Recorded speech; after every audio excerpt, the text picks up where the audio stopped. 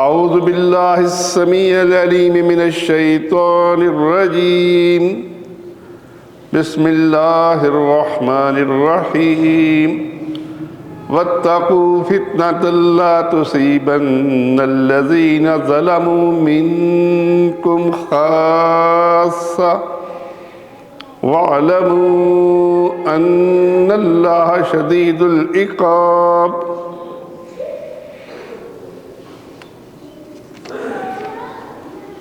تعلق رشتہ داروں سے ہو، دوستوں سے ہو، اس کے رکھنے کی ایک وجہ تو یہی ہے کہ اللہ کا حکم ہے، اللہ کی عبادت ہے۔ دوسری اہم وجہ یہ ہے کہ آدمی کوشش کرے کہ اس کو جہنم کے عذاب سے بچا لے۔ تعلق ہوگا تو بات کرے گا۔ رسول اللہ صلی اللہ علیہ وسلم آخری وقت تک کوشش کیا کرتے تھے۔ ابو طالب کو ساری زندگی دعوت دی، لیکن جب ان کا آخری وقت آیا تو رسول اللہ صلی اللہ علیہ وسلم ان کی خدمت میں حاضر ہوئے۔ آپ تشریف لے گئے ان کے پاس اور آپ نے کہا چچا ایک کلمہ میرے سامنے پڑھ لیجئے، لا الہ الا اللہ محمد رسول اللہ کہہ لیجئے، کل قیامت کے دن میں آپ کے کلمے کی گواہی دوں گا اور اللہ کے پاس میں آپ کی سفارش کروں گا۔ وہاں ابو جہل بھی بیٹھا ہوا تھا۔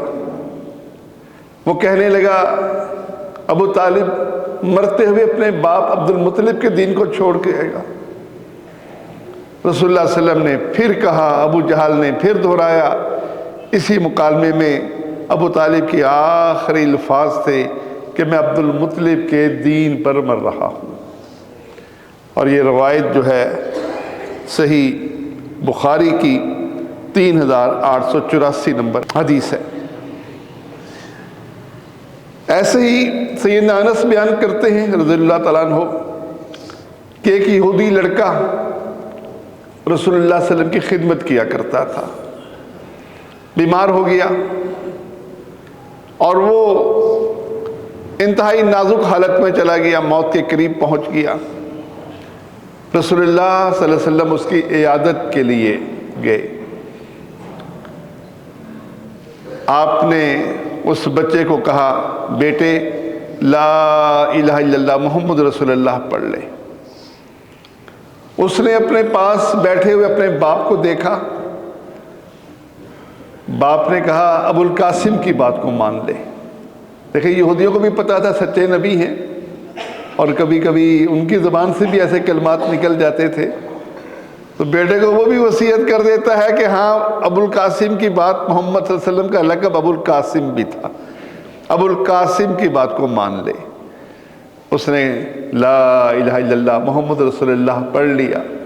آپ صلی اللہ علیہ وسلم بہت خوش ہوئے اور فرمانے لگے کہ اللہ کے لیے حمد اور تعریف ہے جس نے اس کو جہنم کے عذاب سے بچا لیا۔ صحیح بخاری کی 1356 نمبر حدیث ہے۔ اب یہ تعلق کی وجہ سے آپ نے اس کو دعوت دی اور اس نے قبول کر لی۔ یہ تعلق ہمیں بھی اپنے قریبی لوگوں کے ساتھ اور ہر ایمان والے کے ساتھ رکھنا ہے، اور عیادت کے وقت یہ بات ضرور کرنی ہے کہ وہ حق قبول کر لے۔ اگر اس کے اندر حق موجود نہیں، وہ شرک اور کفر کے راستے پر ہے، تو اس کو یہ دعوت دینا کہ شرک اور کفر کو چھوڑ دے۔ اور اگر اس سے کم گناہ اس کے اندر ہیں، اس نے اپنی بہنوں کا حق مارا ہوا ہے، اپنی بیٹی کو حق نہیں دیا ہے، اس حق کی وصیت کرنا کہ بھائی اب اللہ کے پاس جا رہا ہے، ان بچوں کو وصیت ہی کر جاؤ کہ میں نے جو تمہیں حصہ دے دیا اس میں سے بیٹی کا حصہ بھی نکال دینا، بہن کا حصہ بھی دے دینا۔ یا سود کھاتا رہا ہے، اس وقت اس کو یہ کہنا بھی توبہ کر لے، اللہ معاف کر دے گا، ہو گیا زندگی میں جو تو نے کھایا ہے، آخری وقت میں توبہ کر لے گا، اللہ تیرے سب گناہ معاف کر دے گا۔ تو یہ بڑی اہم وجہ ہے تعلق کی، اور یہ تعلق اس لحاظ سے ہمارا بہت کمزور ہے۔ ہم افسوس کر لیں گے، ہم اس کے دکھ میں شریک ہو جائیں گے، لیکن اس کو دعوت دینا، سمجھانا، یہ ختم ہے۔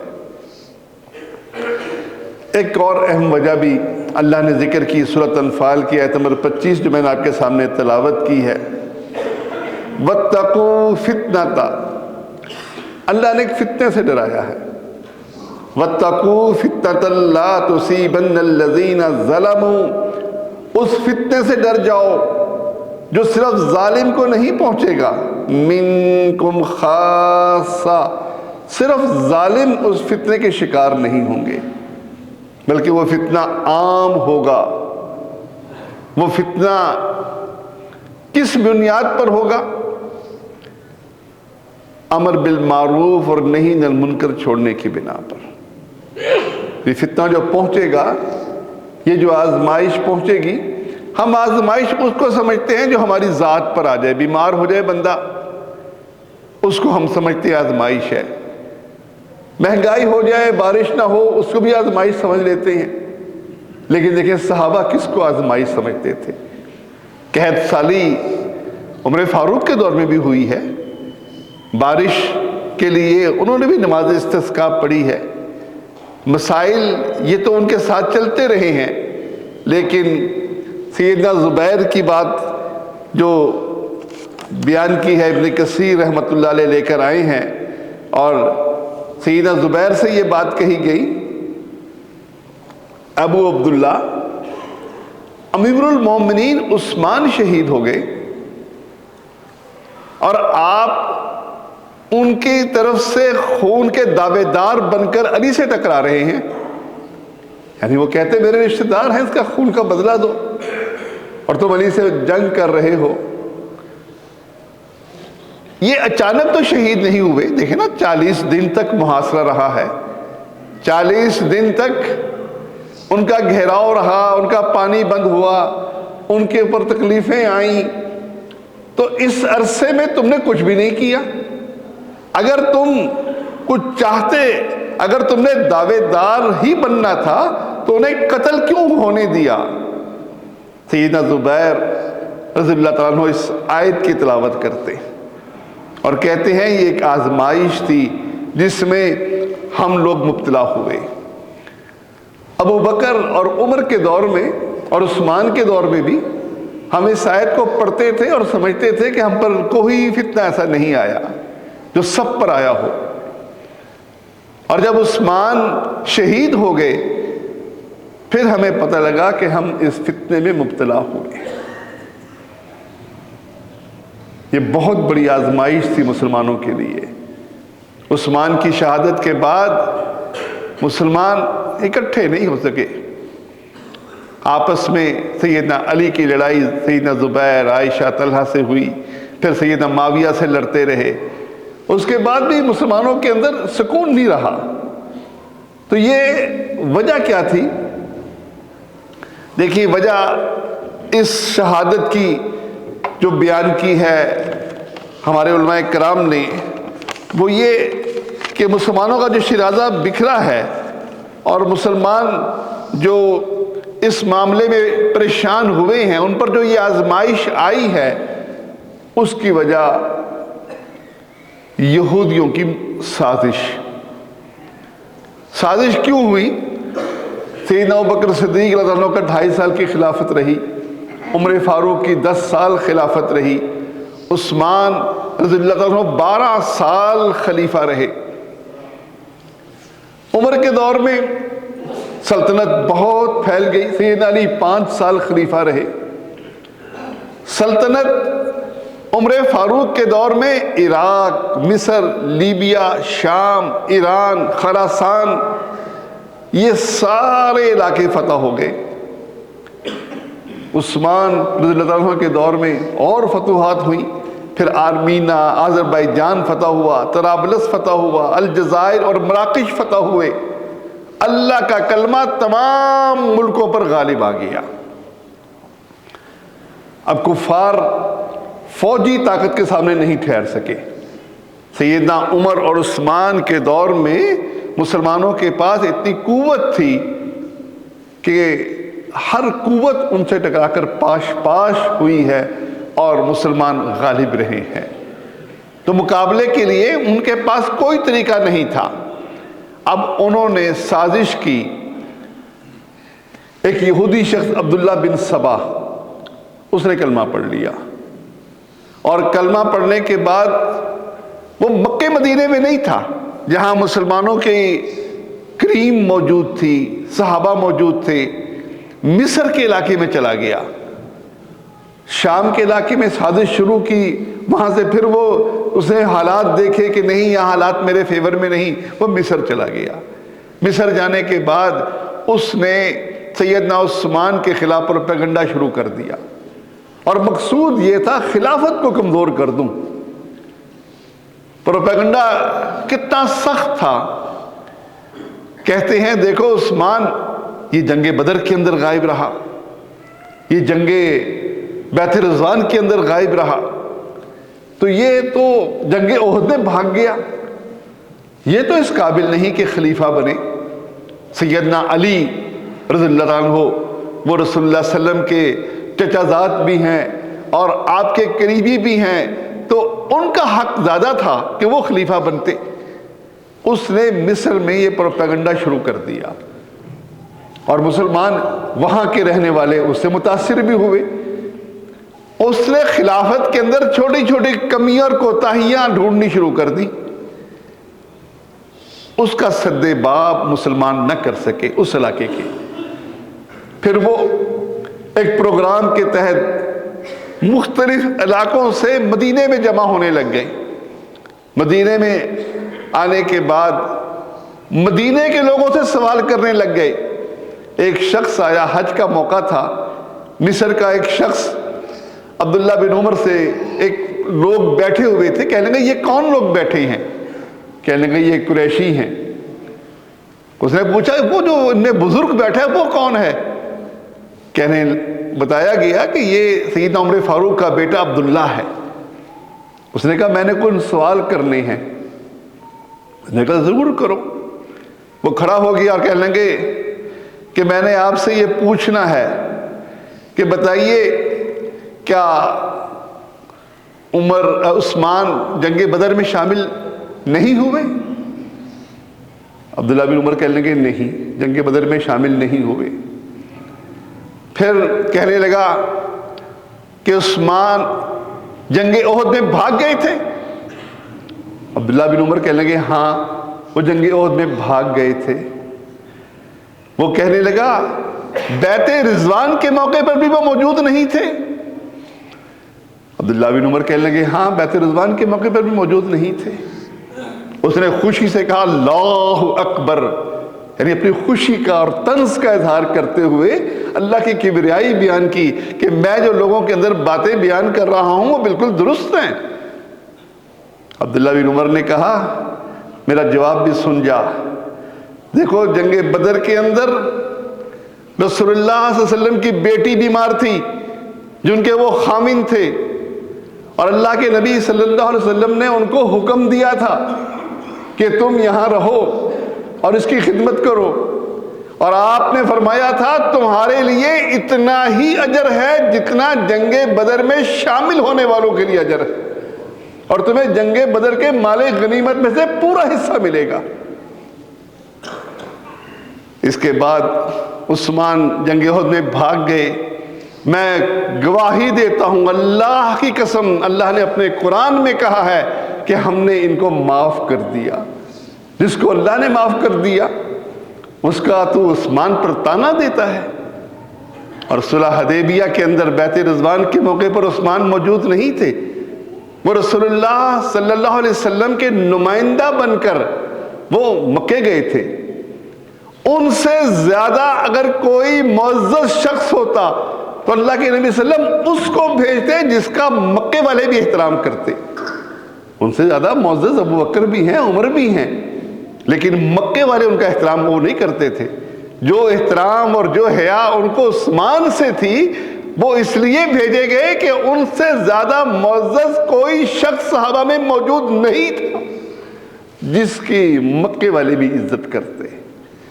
اور پھر جب جنگ بدر ہوئی، جنگ بیت الرضوان ہوئی، تو رسول اللہ صلی اللہ علیہ وسلم نے اپنا دایاں ہاتھ اٹھایا اور اپنے بائیں ہاتھ پر مارا اور کہا یہ عثمان کا ہاتھ ہے جو میرے ہاتھ پر بیعت کر رہا ہے.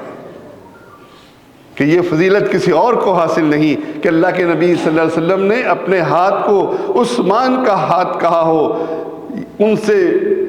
ان کو اللہ تعالیٰ کے نبی صلی اللہ علیہ وسلم نے اتنا رتبہ دیا ہے. اور پھر اس سے پوچھا کہ کیا تسلی ہو گئی؟ وہ اس کا چہرہ بتا رہا تھا کہ اس کو تکلیف پہنچی ہے. صحیح بخاری کی 3699 نمبر 3699 حدیث ہے یہ. ایسے ایک اور شخص عثمان کے بارے میں ابن عمر سے سوال کرتا ہے کہ وہ کیسے شخص ہیں. آپ اس کی بڑی تعریف کرتے ہیں، ان کے اعمال کا ذکر کرتے ہیں کہ اللہ کے نبی صلی اللہ علیہ وسلم کے لیے انہوں نے بہت خدمت کی. اللہ کے نبی صلی اللہ علیہ وسلم نے ان کو جب انہوں نے وہ کنواں خرید کر مومنوں کے لیے وقف کر دیا اور مسجد نبوی کی توسیع کی تو آپ نے جنت کی بشارت دی. تو اس کا تذکرہ کیا. پھر پوچھا میری بات تجھے بری لگی ہے؟ اس نے کہا ہاں بری لگی ہے. آپ نے فرمایا اللہ تیری ناک کو خاک آلودہ کر، حق یہی ہے. صحیح بخاری کی 3704 نمبر حدیث ہے. اب پھر یہ سارے لوگ فتنہ پیدا کرنے والے مدینے جمع ہو گئے اور وہی پروپیگنڈا کے شکار لوگ ان کے ساتھ تھے. اور وہ تعداد میں کوئی زیادہ نہیں تھے. صحابہ چاہتے تو ان کا مقابلہ کر سکتے تھے، ان کو روک سکتے تھے، ہٹا سکتے تھے، ان سے قتل بھی کر سکتے تھے، سب کچھ کر سکتے تھے. صرف عثمان نے اجازت نہیں دی رضی اللہ تعالیٰ عنہ. عثمان کہنے لگے کہ جیسے اللہ نے مکے کو حرم قرار دیا ہے، رسول اللہ صلی اللہ علیہ وسلم نے مدینے کو حرم قرار دیا ہے، میں اس مدینے میں خون ریزی برداشت نہیں کرتا. یہ تو کچھ نہیں چاہتے سوائے مجھے جو کوئی تکلیف دینا چاہتے ہیں، صرف یہی ان کا مقصود ہے. ان کا مقصود اس کے علاوہ تو کچھ نہیں ہے. بلکہ انہوں نے مسجد نبوی کی امامت پہ قبضہ کر لیا. ہمارے تو جھگڑے ہو جاتے ہیں نا مسجد میں، کوئی دوسرا امام آ جائے کیسے ہم لڑتے ہیں اور کیسے ہمیں مصیبت پڑ جاتی ہے. انتظامیہ کی مرضی کے خلاف کوئی امامت کرا کر تو دکھائے، کوئی چندہ مانگ کر تو دکھائے. لیکن دیکھیے عثمان کا دل رضی اللہ تعالیٰ عنہ، آپ نے صحابہ کو جھگڑا کرنے سے منع کر دیا. اور صحابہ نے پوچھا عثمان یہ آپ کے باغی یا مسلح پر قابض ہیں، ہم نمازوں کا کیا کریں؟ آپ نے فرمایا نماز ان کا اچھا عمل ہے، ان کے ساتھ شامل ہو جاؤ. یعنی وہ گروہ جو عثمان کے قاتل ہیں، عثمان کے دشمن ہیں، عثمان کے خلاف پروپیگنڈا کرتے کرتے مدینہ پہنچ گئے ہیں اور مسلح پر قبضہ کر لیا ہے. عثمان ان کے بارے میں کہہ رہے ہیں رضی اللہ تعالیٰ عنہ کہ نماز ان کا اچھا عمل ہے، اس میں شامل ہو جاؤ. یہ ہے حوصلہ کسی میں؟ تو ایک وجہ تو یہ تھی کہ وہ مدینے میں خون ریزی نہیں چاہتے تھے، اپنا قتل ہونا برداشت کر لیا، لیکن یہ پسند نہیں کیا کہ صحابہ ان کے دفاع میں لڑائی کرے. بلکہ صحابہ کو آپ نے حکم دیا کہ جس کو مجھ سے محبت ہے، جس کا مجھ پر حق ہے، میرا مطالبہ ہے کہ وہ ان سے مقابلہ نہ کرے. جو غلام تھے ان کو بھی کہہ دیا کہ جو غلام ان سے مقابلہ نہیں کرتا وہ مرتد سے آزاد ہے. آزاد کر دیا ان کو، مقابلے کی طرف وہ نہیں گئے. اور دوسری وجہ یہ بھی تھی کہ ظاہراً کلمہ گو تھے، کلمہ پڑھ رہے تھے. دیکھیے کلمہ بہت بڑا ہتھیار ہے. جس شخص نے کلمہ پڑھ لیا ہو، جب تک وہ ظاہراً کوئی شرک اکبر کا اظہار نہ کرے، کفر اکبر کا اظہار نہ کرے، کلمہ پڑھنے کے بعد وہ مسلم کہلائے گا. کلمہ پڑھنے سے پہلے اس کی زندگی ایک الگ زندگی ہے، اس سے تعلق نہیں ہے۔ کیا عجیب روایت ہے صحیح بخاری کی، اسامہ رضی اللہ تعالیٰ عنہ کہتے ہیں کہ رسول اللہ صلی اللہ علیہ وسلم نے مجھے ایک جنگ میں بھیجا، میں جنگ میں شریک تھا، میں نے ایک شخص کو دیکھا جو چھپ کر بیٹھا ہوا تھا، اور جب بھی کوئی مسلمان اس کی زد میں آتا اسے قتل کر دیتا۔ کہتے ہیں میں نے اور کہ انصاری نے اس کو گھیر لیا، اور جب وہ بالکل گر گیا تو اس وقت جب میری تلوار عین اس کے سر پر آئی، کہتا ہے لا الہ الا اللہ محمد رسول اللہ۔ انہوں نے یہی سمجھا اسامہ نے کہ اب تک تو ہمارا دشمن، ہمارے حالات بھی ایسے ہیں کہ تلوار سر پر موجود ہے اور وہ کلمہ پڑھ رہا ہے، تو ایسے شخص کا اسلام کیسے قبول کریں؟ انہوں نے قتل کر دیا۔ جنگ کی باتیں رسول اللہ صلی اللہ علیہ وسلم تک پہنچی، یہ خبر بھی پہنچائی گئی۔ تو یہ خبر پہنچانے کے بعد آپ نے اسامہ کو بلایا اور اسامہ کو پوچھا کہ تم نے اسے کیوں قتل کیا؟ کہنے لگے یا رسول اللہ اس نے فلاں کو شہید کیا، فلاں کو شہید کیا۔ آپ نے کہا تو نے کلمہ پڑھنے کے بعد اس کو قتل کیا، کل اللہ کے ہاں تیرے پاس کیا دلیل ہوگی جب وہ اپنا کلمہ پیش کرے گا، تیرے پاس کیا جواب ہوگا؟ اسامہ کہتے ہیں یا رسول اللہ مغفرت کی دعا کیجئے میرے لیے۔ آپ پھر فرماتے ہیں اور کہتے چلے جاتے ہیں اسامہ کل کیا کرے گا جب قیامت کے دن وہ شخص اپنا کلمہ پیش کرے گا۔ اب دیکھیے اس وقت بھی دل چیرنے کی اجازت نہیں ملی، یہ تو دل کا معاملہ ہے نا، کہ کلمے کو دیکھ کر آخری وقت اس کو دل ایمان پر تھا، اسلام پر تھا یا کفر پر تھا، یہ تو اللہ فیصلہ کرے گا، لیکن زبان سے اظہار کر دیا۔ زبان سے اظہار کرنے کے بعد پھر اس کے کلمے کا اعتبار کا حکم دیا کہ اب کوئی گنجائش نہیں کہ آپ اس کو قتل کریں، اس کو کافر کہیں، اس کو غیر مسلم سمجھیں، نہیں۔ ہاں کلمہ پڑھنے کے بعد وہ آپ کے سامنے کہتا ہے کہ مرزا قادیانی نبی ہے، یقیناً کفر اکبر ہے، اب اس کے کلمے کا اعتبار نہیں ہوگا۔ یعنی کلمے کے بعد کوئی چیز ایسا کہے جو کفر اکبر ہو پھر اس کا اعتبار نہیں ہے، لیکن کلمہ پڑھنے کے بعد اس کا دل چیرنا یہ ہمارے ذمہ نہیں ہے، ہم ظاہر کے مکلف ہیں۔ اس کا ظاہر یہ ہے کہ اس نے کلمہ پڑھ لیا ہے، اور اس کا ظاہر یہ ہے کہ کلمہ پڑھنے کے بعد یہ شخص مرزا قادیانی کو نبی کہہ رہا ہے، یہ شخص قبر کو سجدہ کر رہا ہے، قبر والے سے استغاثہ کر رہا ہے، بری بری امام بنی میری کھوٹی قسمت کر کھری، یہ کہہ رہا ہے۔ تو یہ تو اپنا شرک کا اظہار کر رہا ہے۔ اب جو شرک اکبر کا اظہار کر دے، کفر اکبر کا اظہار کر دے کلمہ پڑھ لینے کے بعد، اس کا ظاہری عمل شرک ہمارے سامنے ہے، کفر ہمارے سامنے ہے، ہم اس کو مسلم نہیں کہیں گے۔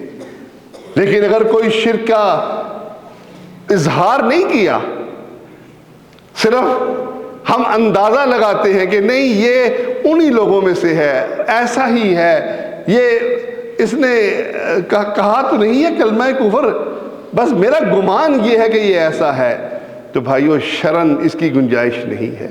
دیکھیے عثمان کو شہید کرنے آ رہے ہیں، عبداللہ بن سبا کی پارٹی ہے، کلمہ پڑا ہوا ہے، اب اس کلمے کی وجہ سے امامت پر قبضہ کیا ہوا ہے، اور عثمان کہہ رہے ہیں کہ یہ ان کے پیچھے نمازیں پڑھ لو کیونکہ یہ فتنہ زدہ لوگ ہیں، انہیں میرے بارے میں غلط خبریں ملی ہیں، غلط میرے بارے میں خبریں ملنے کے بعد یہ مجھے ہٹانا چاہتے ہیں، خلافت چھڑوانا چاہتے ہیں، اور خلافت چھوڑنے کا مجھے اللہ کے نبی صلی اللہ علیہ وسلم نے وصیت کی تھی، آپ نے مجھے بتایا تھا کہ تجھے شہید کیا جائے گا، اور ساتھ یہ بھی کہا تھا اللہ تجھے خلافت دے گا، اور پھر وہ اس خلافت کو چھیننا چاہیں گے، اس خلافت کو مت چھوڑنا۔ تو مجھے تو اللہ کے نبی کا حکم ہے، یہ ہماری خلافت ایسی نہیں کہ 5 سال کے بعد تبدیل ہو یا ذرا ہلا گلا ہو اور ہم کہیں کہ نہیں اب خلیفہ بدل دینا چاہیے، ہاں کفر اکبر اس سے ظاہر ہو جائے، شرک اکبر اس سے ظاہر ہو جائے، اور ہمارے پاس استطاعت ہو، تو یہ استطاعت اگر موجود نہیں، ہم نے وہاں بھی صبر کرنا ہے۔ ہٹانے کی استطاعت ہو، آپ مسجد کے ہیڈ ہیں، آپ مسجد کے امیر ہیں، آپ ہٹا سکتے ہیں اس کو، جس کی تنخواہ دے رہے ہیں آپ ہٹا دیں، لیکن مقتدی شور کرنا شروع کر دیں تو یقیناً ایسا درست نہیں ہے۔ ہاں آپ مسجد بدل سکتے ہیں، آپ سمجھتے ہیں کہ یہ شخص بہتر نہیں ہے، آپ بہتر کاری کے پاس جا سکتے ہیں، کوئی حرج نہیں ہے، لیکن یہ ہنگامہ آرائی کرنا، یہ شریعت میں اس کی گنجائش نہیں ہے۔ ذمہ دار جو بن گیا بس پھر اس کی بات کو ماننا ہوگا۔ اچھا، اب یہ وہ چیز ہے جو فتنہ ہے۔ یہ فتنہ عثمان کے دور سے شروع ہوا، اور سیدنا زبیر بتا رہے ہیں کہ یہ فتنہ ہے۔ بھائیو، اس فتنے کا آج ہمیں احساس نہیں ہے۔ ہم پر کتنا بڑی آزمائش آئی ہوئی ہے، کتنا بڑا فتنہ آیا ہوا ہے، ہماری خلافت کب سے ختم، ہمیں کوئی احساس نہیں۔ ہم بیمار ہو جائیں ہمیں اس کا احساس ہے، ہمیں بارش نہ ہو اس کا احساس ہے، لیکن ہماری خلافت ختم ہوئی، مدت گزر گئی، ہم کفار کے بنائے ہوئے قوانین کے تحت زندگی بسر کر رہے ہیں، ہمیں اس کی فکر ہی نہیں ہے۔ اور جن کو فکر ہے ان کو اس بات کی بھی فکر نہیں ہے کہ یہ خلافت بحال کیسے ہوگی، اس کا پہلا سٹیپ کیا ہے۔ پہلا سٹیپ بھائیو یہ شرک اکبر اور کفر اکبر کا رد ہے۔ یہ کبھی ممکن نہیں کہ آدمی جو پہلی سیڑھی جو صحابہ نے مکے میں طے کی تھی، جو صحابہ ساری زندگی لوگوں کو بتاتے رہے اسلام لے آؤ محفوظ ہو جاؤ گے، یہ شرک اکبر ہے، یہ کفر اکبر ہے، اس کی طرف توجہ ہی نہ ہو، اور بس کچھ سوشل کام کر کے کسی طریقے سے ہم انقلاب لے آئیں، کسی طریقے سے مظاہروں سے انقلاب لے آئیں، اور انقلاب کا نقشہ بھی بڑا محدود سا ہے۔ انقلاب کیا ہے؟ سود ختم ہو جائے، اسلامی قوانین آ جائیں۔ ارے بھائی، اسلام کی بنیاد لا الہ الا اللہ محمد رسول اللہ ہے۔ اسلام کی بنیاد توحید اور رسالت کا اقرار ہے، ایمانیات کا چیپٹر ہے۔ آدمی اس چیپٹر کی طرف توجہ نہ دے، آدمی اس طرف نہ سمجھائے لوگوں کو کہ ایمان کے الٹ کیا چیزیں ہیں، اسلام کے الٹ کیا چیزیں ہیں، لوگوں کو اس سے نہ روکے، باقی ہنگامے کر کسی طریقے سے ہماری حکومت آ جائے، وہ فوج میں بغاوت کر کے ہم لے آئے، ہم کسی طریقے سے جلسے جلوس کر کے جیسے کہیں اور آئی ہے ہم بھی ایسے لے آئیں۔ ٹھیک ہے، اللہ کا فضل ہے، اللہ نے شام کے اندر ٹھنڈی ہوا ہمیں پہنچائی ہے، اہل سنت کے گروہ کو اللہ تعالیٰ نے بڑی قوت دی ہے، لیکن اس کے پیچھے ان کا عقیدہ ہے، ان کی توحید ہے۔ یہ وہ لوگ ہیں جنہوں نے کتاب التوحید پڑھ کر، محمد بن الوہاب رحمہ اللہ کی کتابیں پڑھ کر دین کو سمجھا ہوا ہے۔ یہ ان کے پیچھے ان کے عقیدے ہیں۔ اب ہمیں وہ بھی سازش نظر آتی ہے کہ یہ امریکہ کی سازش ہے، یہ اسرائیل کی سازش ہے، یہ ایران کے خلاف سازش ہے، یہ روس کے خلاف سازش ہے۔ ہم اس تصور سے ہی خالی ہیں کہ خلافت کچھ قائم ہو سکتی ہے، کسی مقامی طور پر تھوڑے سے علاقے میں کچھ مسلمانوں کو اللہ حکومت دے سکتا ہے۔ یہ جب ہم اس کو فتنہ سمجھیں گے، اس کو آزمائش سمجھیں گے، اور اس کے لیے ہم فکر مند ہوں گے، اور ہم کوشش کریں گے کہ کسی طریقے سے ہمارے اوپر سے یہ آزمائش ہٹ جائے، اور پھر اس کے بعد ہم پہلا سٹیپ اٹھائیں گے۔ ہم اللہ کی توحید جتنی ہماری استطاعت ہے، اب یہ ہماری استطاعت تو نہیں کہ مسجد میں نور من نور اللہ کی آوازیں لگ رہی ہے اور میں جا کر مولوی صاحب کو پکڑ لوں کہ نہیں اذان دینی، نہیں، میرے بس میں نہیں ہے۔ تعزیے کا جلوس نکلا ہوا ہے، میرے بس میں نہیں ہے۔ یہ اپنی حیثیت، اپنی استطاعت وہ سب سے پہلے دیکھنی ہے۔ استطاعت کے بغیر شریعت کسی کام کا حکم نہیں دیتا۔ رسول اللہ صلی اللہ علیہ وسلم صحابہ سے بیعت لیتے ہیں، اور صحابہ سے بیعت لیتے ہوئے کچھ باتوں کا اقرار کرتے ہیں۔ آپ کہتے ہیں اے میرے صحابہ تو میری بات کو مانو گے، اور وہ تسلیم کرتے ہیں۔ آپ پھر کیا فرماتے ہیں؟ یہ بھی کہو جتنی میری استطاعت ہوگی۔ استطاعت شرط ہے، آپ استطاعت نہیں رکھتے، ٹھیک ہے، دنیا میں آزمائش ہے، لیکن آخرت کے اندر انشاءاللہ ہم بری ہوں گے۔ ہم نے اس دین کی اس پہلی سٹیپ کو قبول کر رکھا ہے، ہم ایمان اور توحید کو قبول کر چکے ہیں، ہم ایمان اور توحید کی بنیاد پر لوگوں کو بات پہنچا رہے ہیں، انشاءاللہ ہم گناہگار نہیں ہوں گے، ہم اس فتنے سے، اس آزمائش سے اللہ کے ہاں سرخرو ہوں گے۔ دیکھیے ایک گروہ بیت اللہ کو گرانے کی نیت سے چلتا ہے، اور ایک خاص مقام ہے بیدا، وہاں جا کر وہ سب زمین میں دھسا دیے جاتے ہیں۔ ام المومنین پوچھتی ہیں یا رسول اللہ اس میں تاجر بھی ہوں گے، عام مسافر بھی ہوں گے، یہ سب پر عذاب آ گیا، سب زمین میں کیوں دھس گئے؟ آپ صلی اللہ علیہ وسلم نے فرمایا کہ دنیا میں عذاب کے اندر وہ شریک ہوئے، لیکن آخرت میں وہ اپنی نیتوں کے مطابق اٹھائے جائیں گے۔ جس کی نیت خانہ کعبہ گرانے کی تھی، اللہ کی جگہ کی توہین کرنے کی تھی، یقیناً جہنم میں جائے گا، اور جن کی یہ نیت نہیں تھی وہ ویسے تجارت کے طور پر ساتھ جا رہے تھے، قافلے کے ساتھ جا رہے تھے، اللہ تعالیٰ ان کو ان کی نیتوں پر اٹھائے گا۔ صحیح بخاری کی 2118 نمبر اور صحیح مسلم کی 2884 نمبر حدیث ہے۔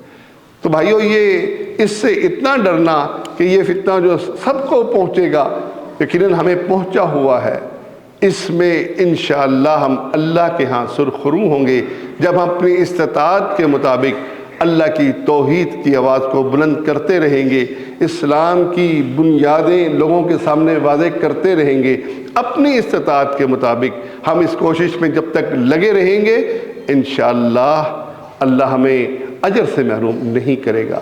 اللہ ہم سب کو جنت الفردوس میں اکٹھا فرمائے، آمین یا رب العالمین۔